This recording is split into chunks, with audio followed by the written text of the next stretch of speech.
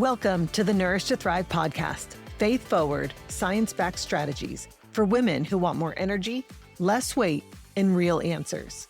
I'm your host, Tanya Pennington-Miller, a functional nutritional therapy practitioner and functional blood chemistry specialist with a master's degree in applied clinical nutrition.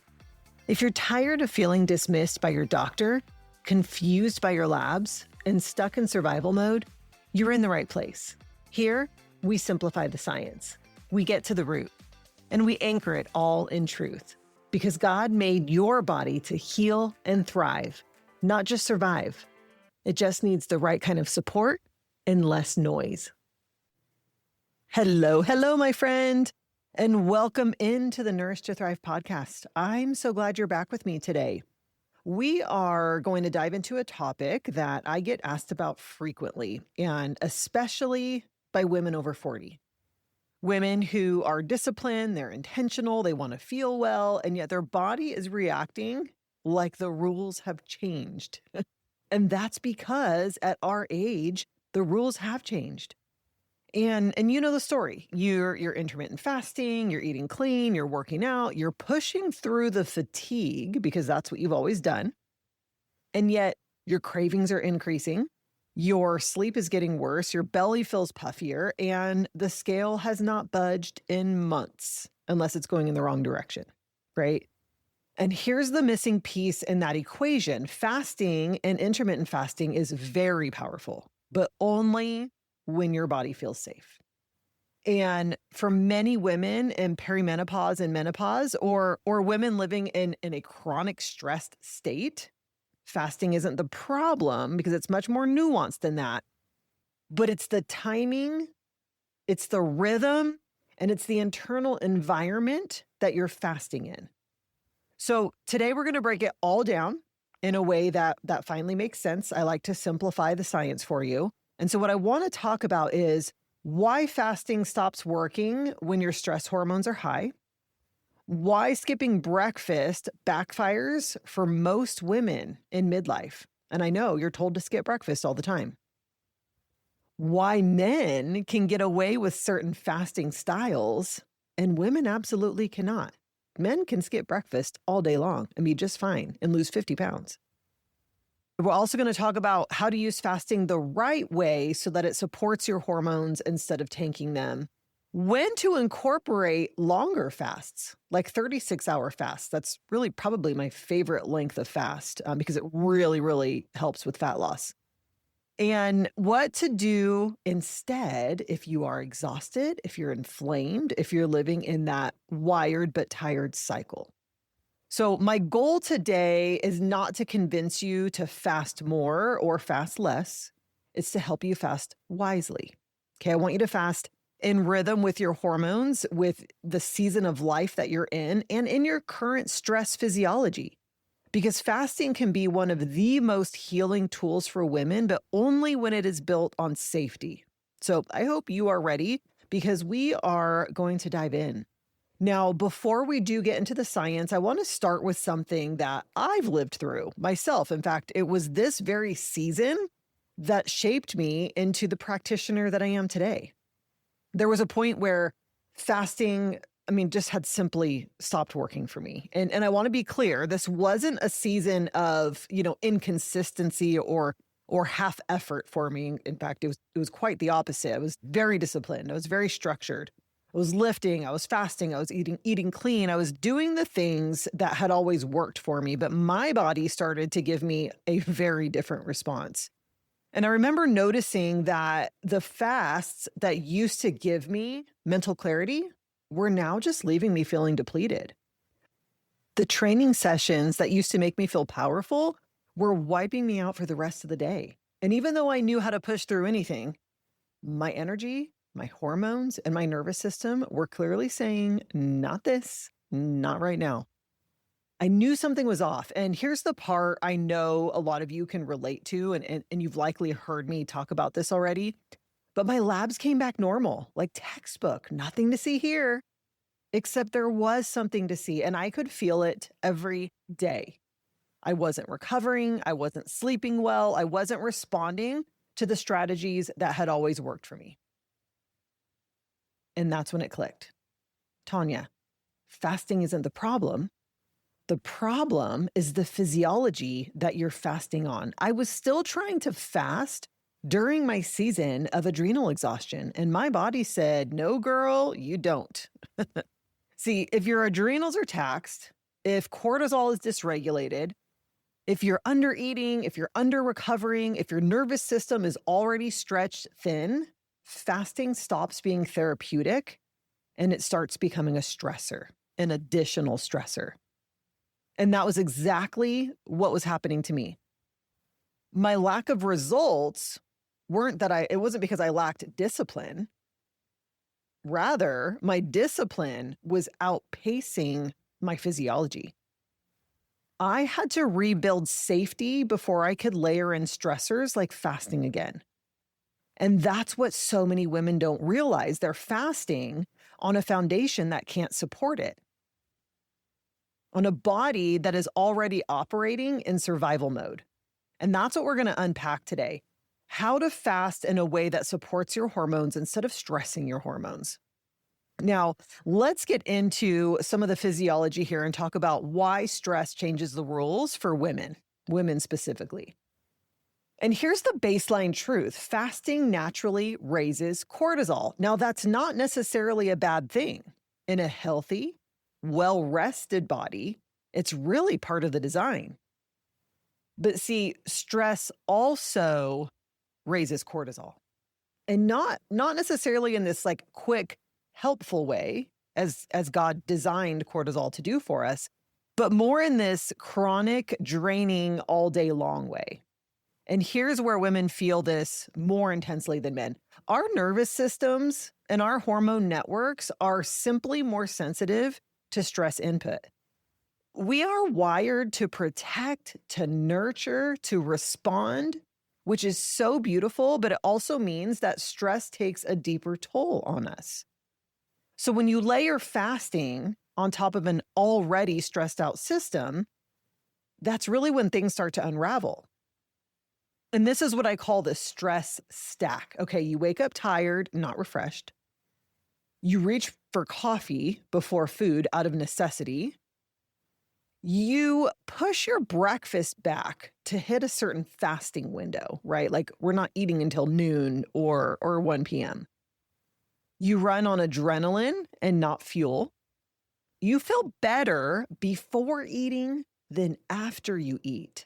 And you even start to fear food a little bit because you know the minute that you finally eat, that crash is coming. And I want to talk in simple terms why that crash happens. I'm talking to those of you who kind of feel like you're zooming, you're in the zone, you're feeling good. All you've had is coffee so far and no food. And you hold off food as long as possible because you know you're going to get a little tired after that. When you're living on cortisol and adrenaline and coffee, your body thinks it's doing great right up until you eat because cortisol is acting like a fake fuel. It keeps your blood sugar artificially elevated so that you can keep going, even when you haven't eaten for hours. That's why you feel more alert before the food than after. But then the minute you eat, your real metabolism tries to take over and it can't keep up. And here's what's happening. Blood sugar spikes quickly because your cells aren't very sensitive to insulin. Then it drops just as fast because cortisol has been doing all the heavy lifting. You feel exhausted and foggy. Now, also, if your thyroid hormones or your progesterone is low, then digestion is going to slow. And this is going to double the fatigue and the bloating. Your brain learns, I feel better not eating, which makes you push food even later. That false energy is just stress hormones propping you up. And as soon as they dip, you crash.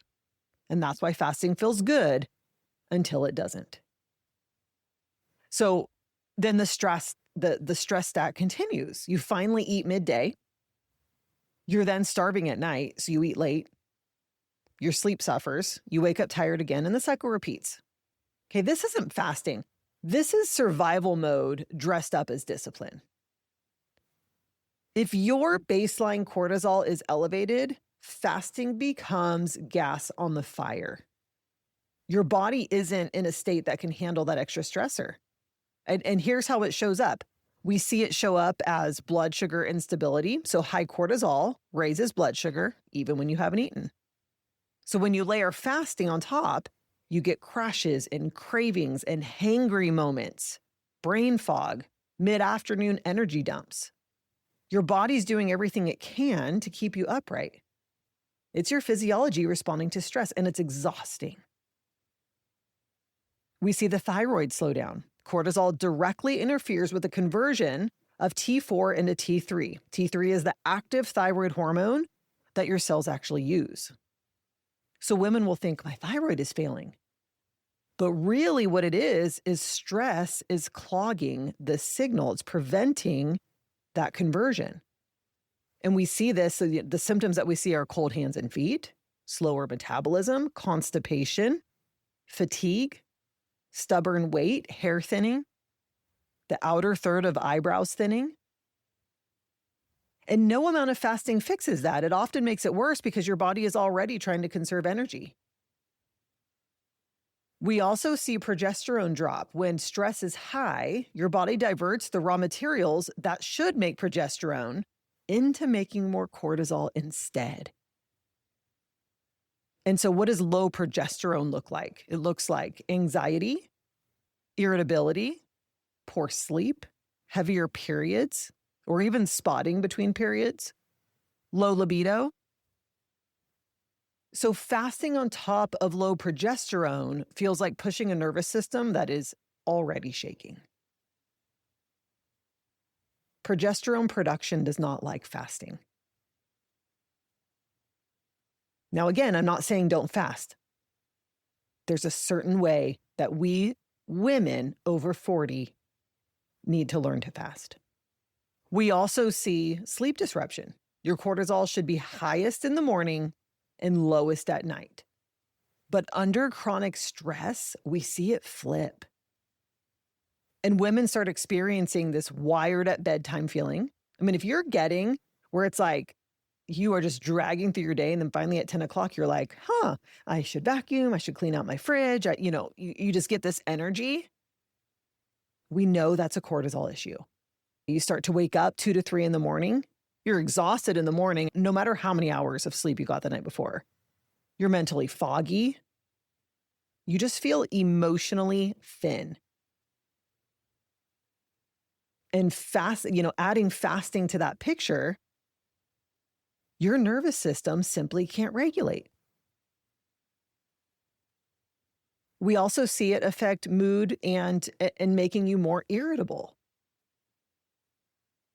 Fasting in a stressed state leads to anxiety, irritability, emotional reactivity, overwhelm over the small things. Like we can usually identify okay, I'm a little unhinged right now. Maybe I don't want to admit it, but I know that I am. Your brain needs glucose and safety signals when you're already stressed, not another stressor. So the point is simple. Fasting is powerful. But again, when your body is calm, when it's nourished, and when it's hormonally supported. But fasting on top of stress, it's going to backfire.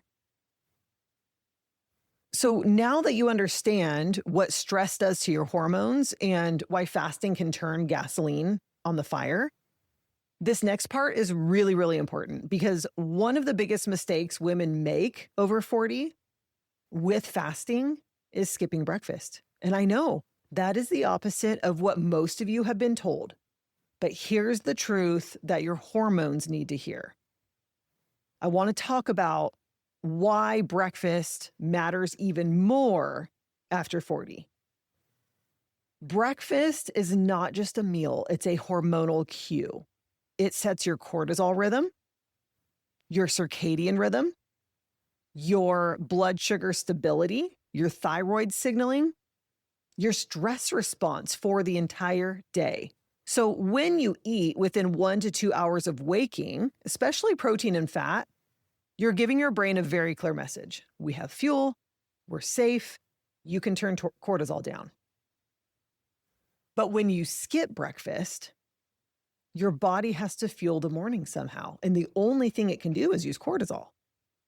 So you start the day running on stress hormones and not real energy, which is why you feel so good in the morning and you crash after that first meal.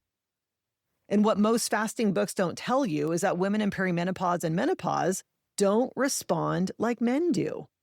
Men can skip breakfast and function off cortisol without much hormonal fallout, okay? But women over 40, it's a completely different story. Your progesterone, your thyroid, your stress resilience, your blood sugar stability, they're all more sensitive during this season. So when you push your first meal too late, your body leans even harder on cortisol. So this eat later strategy truly ends up backfiring on you. And that cortisol surge ruins the rhythm for the rest of the day. It sets you up for higher blood sugar, higher cravings, higher inflammation, lower progesterone, slower thyroid signaling, restless nights, that 3 p.m. crash that we always talk about. So again, you can fast, and I am going to give you a resolution here, okay? But how you fast matters. And morning fasting is almost always going to be the wrong window for stressed and exhausted women. And so I want to talk really quick about why do men get away with it? Why does your husband get away with it and you don't? Men have a higher baseline testosterone. They have more muscle mass, a more linear hormone pattern, and they have a higher cortisol tolerance. So they can push breakfast later. They can eat big meals at night and they can still feel fine. But for women, it's not the case. Our hormones run on rhythm. We are so intricate. And when estrogen and progesterone fluctuate, your sensitivity to stress skyrockets. So copying a man's fasting window will simply set you up for failure. So now I want to talk about the hormone smart way to fast, where you front load your nourishment. Okay, here's what works for women in this season. Eat earlier, stop earlier. Let the overnight fast do the heavy lifting. So this looks like eating breakfast within 1 to 2 hours of waking, and then finishing dinner earlier. So think 5 to 7 p.m. rather than 8 to 10 p.m. And that allows your fast to happen overnight. This is when cortisol is naturally lower, or should be, and your body can detox, it can repair, it can burn fat efficiently. This is the rhythm that's going to support your thyroid, your blood sugar, your cortisol, progesterone, your sleep, fat loss, craving control, your mood stability. And this is the rhythm that I find women in midlife thrive on. And here's the thing I wish every woman understood before trying that eat at 1 p.m. style of fasting is that when we fast the wrong way, the typical skip breakfast and eat at 1 o'clock, finish at 8 or 9 at night pattern, we don't just spike cortisol, we're also eating too close to bedtime. And that completely disrupts the hormonal restoration that is meant to happen at night.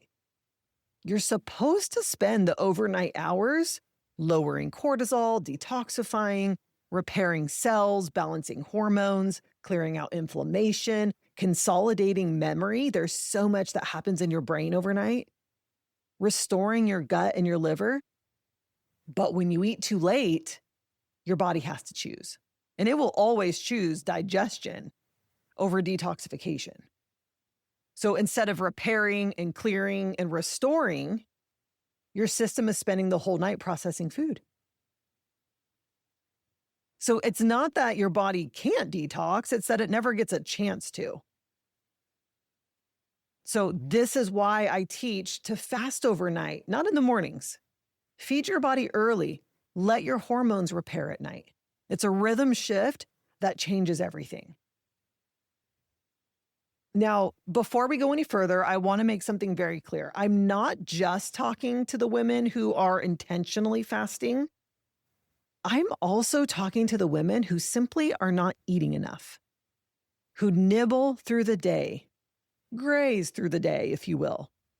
I'm a grazer, right? Who push their meals till later because they don't feel hungry. Because physiologically, your body reads both of these the exact same way. Low fuel equals stress. Stress equals survival mode. And survival mode changes everything. And so here's what I mean. When you're fasting on top of stress or simply not eating enough to begin with, your body interprets it as a threat. And here's how it protects you. Your metabolism starts to power down, simply because your body is trying to conserve energy. Your belly fat becomes easier to store because cortisol tells your body, hold on to fuel. We might need it later. Your cravings intensify because your brain is desperate for stable glucose. So it pushes you toward quick fixes. Your sleep takes a hit. You might fall asleep exhausted, but you wake up wired at 2 a.m. because your blood sugar has dipped too low, which is a signal to release more cortisol. Your mood becomes more fragile. There's that irritability, the overwhelm, the anxiety, the short fuse. And what I want you to hear with clarity is that your body is just responding to stress. And once we change the inputs, the outputs change. This is why so many women think fasting has just stopped working. But the truth is actually much simpler. Your body shifted into fuel-saving mode because it doesn't feel safe. Because your physiology is protecting you the only way it knows how. And the moment we begin to create safety again with nourishment, with earlier eating windows, with better blood sugar rhythm, with nervous system calm, your metabolism starts waking back up. How beautiful is that? Now, we've talked a lot about how fasting can work against you when your stress is high, but there's another side to this conversation that is just as important. The biggest fat loss breakthroughs don't usually come from daily intermittent fasting. Okay, and I'm speaking to women over 40. They come from occasional strategic longer fasts, especially like that 24 to 36 hour fast. 36 hours is where the real metabolic magic kicks in. So here's what happens biologically during your fasting windows. So from about 12 to 18 hours, we start to really burn through stored glucose and we shift into fat burning, also known as ketosis. When we get to 18 to 24 hours, we see insulin drop even lower. We see growth hormone rise, beautiful, and inflammation begins to calm. Now, that sweet spot I find to be in that 24 to 36 hour range. This is the window where some big changes happen. We see deeper fat oxidation, improved insulin sensitivity, gut rest and repair, increased autophagy, mitochondrial renewal, a metabolic resetting of appetite and cravings. It is truly such a freeing place to be. This 24 to 36 hour window is long enough to create real biochemical shifts without being so long that it becomes stressful or depleting. But the most important part I want you to hear is that you only get these benefits when your body feels safe, not when you're already running on fumes, not when cortisol is sky high, not when you're skipping breakfast and calling it discipline. A stressed body cannot access the magic of a 36-hour fast. It will only fight you. But a nourished, regulated, grounded body is going to respond beautifully. And that's why I teach women to earn their way into longer fasts. Once your nervous system settles, once your blood sugar steadies, once you're sleeping better and starting the day with nourishment, that's when we see the 24 to 36 hour fasts be the most effective. They're clarifying and not depleting. They're energizing, not exhausting. They're stabilizing and not stressful. That's when the fat loss you've been pushing for finally starts to happen. So if you're listening thinking, I've been fasting but not seeing results, this is likely why.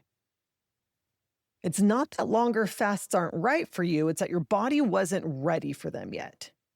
And once the foundation is restored, 36 hours becomes one of the most powerful metabolic tools available to women in midlife. So now that we've talked about why fasting backfires under stress, let's talk about what to do instead.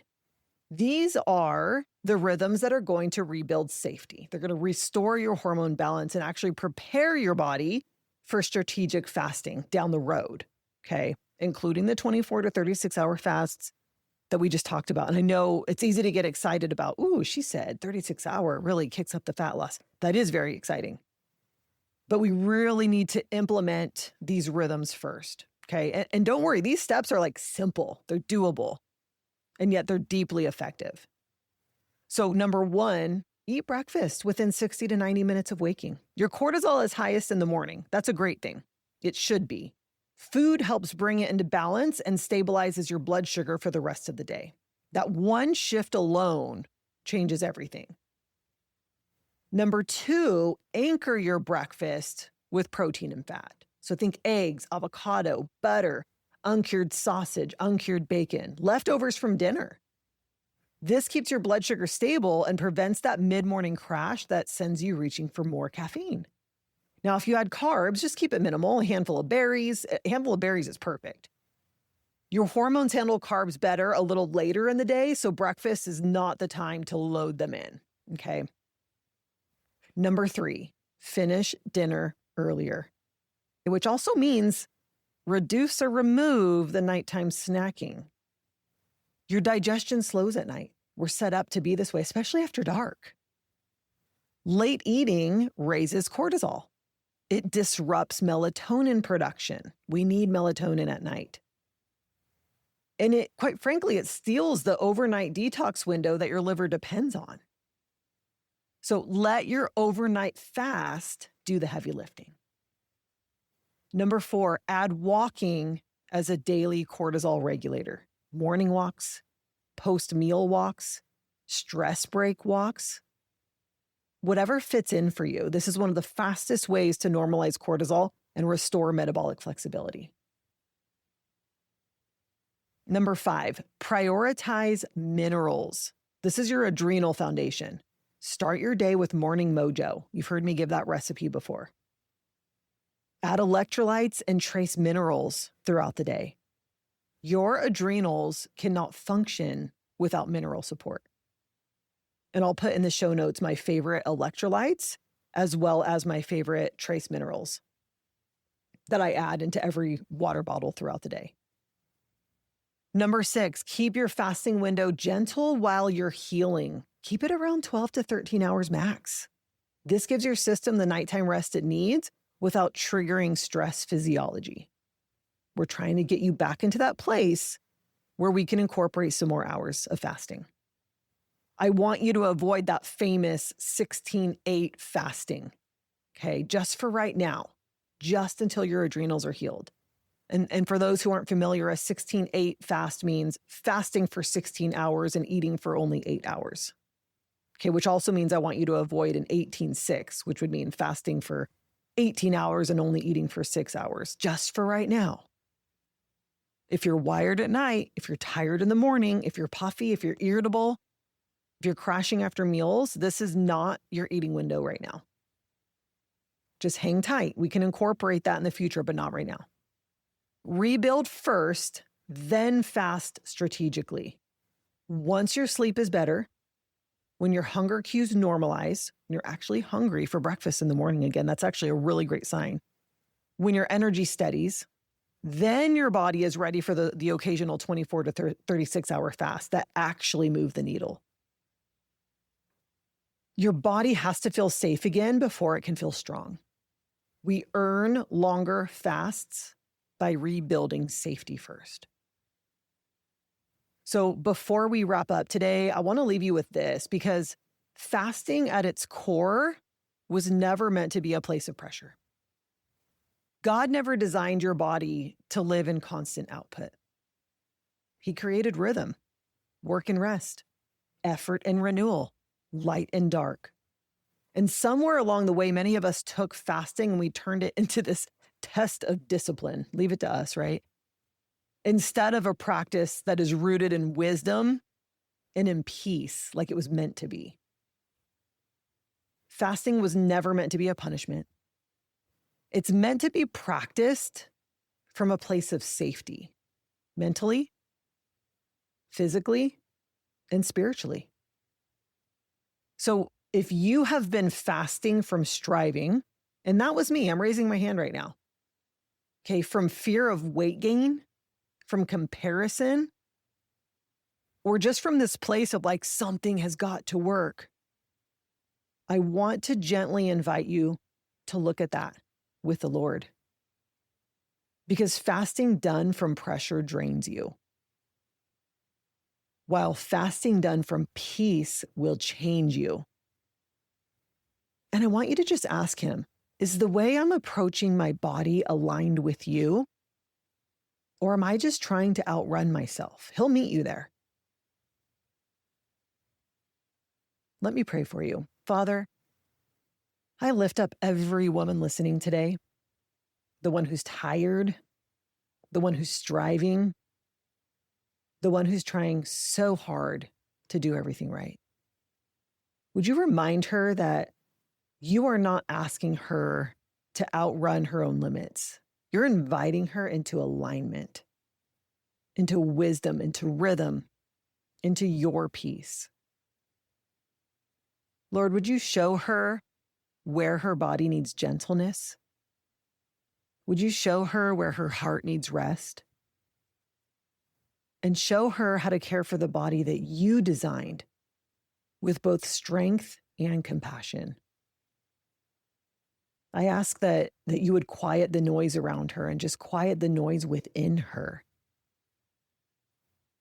Lord, I pray that you would restore her energy, that you would restore her clarity, that you would restore her confidence that healing is possible, because you never lead her halfway. Lord, I just thank you for meeting her in every step of this journey. In your glorious name we pray. Amen. If this episode gave you clarity or maybe even a little relief, I'd love for you to share it with another woman who needs it, because so many women are out there just pushing harder, fasting longer, eating less, and just wondering why their body keeps fighting back, when really their body is just asking for safety. And if you yourself feel ready to stop guessing and finally understand what your body needs, not a generic fasting schedule, not a trend, I want to personally invite you to join the waitlist for my DNA Reset for Fat Loss Academy. This is my 12-week faith-rooted, science-backed program where we combine a full functional blood panel, as well as a DNA test kit to uncover exactly how your metabolism, hormones, and stress pathways are designed to function. Because when you understand your blueprint, everything gets more clear. Your fasting rhythm, your food rhythm, your stress rhythm, all of it. And now I know that everyone says this, space is limited, but I actually really mean it, okay? Because of the level of personalized testing and support inside this program, I only take a small number of women each round. So being on the wait list really is the best way to know the moment doors open. So enrollment officially opens in the first quarter of 2026. And you can add your name to the waitlist now using the link in the show notes. So thank you for spending this time with me today, for caring about your body, for seeking wisdom, and for choosing healing over hustle. I will see you next week, sister. That's it for today on the Nourish to Thrive podcast. If you found value here, I'd love for you to subscribe, leave a review, or send it to someone who's walking a similar path. Keep showing up. Keep asking questions, and know that healing is possible, especially when you trust the one who designed your body to heal. Until next time, stay rooted in truth and nourished in grace.